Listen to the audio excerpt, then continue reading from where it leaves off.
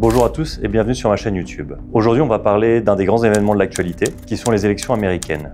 Et oui, Donald Trump est de retour. Et que vous l'aimiez ou non, sa victoire secoue déjà les marchés financiers. On va voir ce que cela signifie pour le marché boursier, les cryptos et les investissements en général. Si vous vous demandez comment vous positionner dans cet environnement, vous êtes au bon endroit. C'est parti. Alors d'abord, plantons le décor. Donald Trump a remporté les élections avec 295 votes électoraux en choisissant J.D. Vance comme vice-président. Ce n'est pas juste un changement politique, c'est un message fort de la part des électeurs américains. Ils veulent clairement un retour à ces politiques. Et alors évidemment, les médias s'affolent, les marchés réagissent. Le Dow Jones a grimpé déjà de plus de 1500 points, tandis que le Nasdaq a fait un bond de plus de 2%. Même le Bitcoin a franchi la barre des 75 000 $. Mais qu'est-ce qui se cache réellement derrière ce rallye?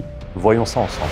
Alors vous vous demandez sûrement pourquoi les marchés réagissent-ils si positivement. Historiquement, les politiques de Trump sont axées sur la dérégulation des marchés, la baisse des impôts et une croissance économique agressive. Le marché adore ça. Les investisseurs anticipent des politiques pro-business. Cela signifie plus de liquidités sur les marchés, donc plus de profits. Regardez cela par exemple. Sous son mandat précédent, on a vu un marché haussier très solide. Cette fois-ci, on s'attend à un scénario similaire, surtout si la Fed réduit encore les taux d'intérêt. Maintenant, parlons des cryptos. Et c'est là que ça devient intéressant. La position de Trump sur les cryptos a toujours été, disons, tiède. Mais voilà l'ironie. Sa politique fiscale pourrait booster le Bitcoin. Pourquoi? Parce que si l'on voit un nouveau plan de relance et que la planche à billets recommence à tourner, cela va creuser le déficit et potentiellement relancer l'inflation. Pour beaucoup d'investisseurs, c'est un signal clair. On se tourne vers des actifs refuges comme le Bitcoin. Ce mouvement actuel, c'est le marché qui parie sur un affaiblissement du dollar. Le marché boursier est clairement en mode risk on. Mais attention, il y a un piège. Si les politiques de Trump mènent à une hausse de l'inflation, la Fed pourrait rehausser les taux plutôt que prévu. L'inflation, c'est une épée à double tranchant. Cela peut booster les prix des actifs, mais cela réduit aussi les marges bénéficiaires. Si l'inflation augmente,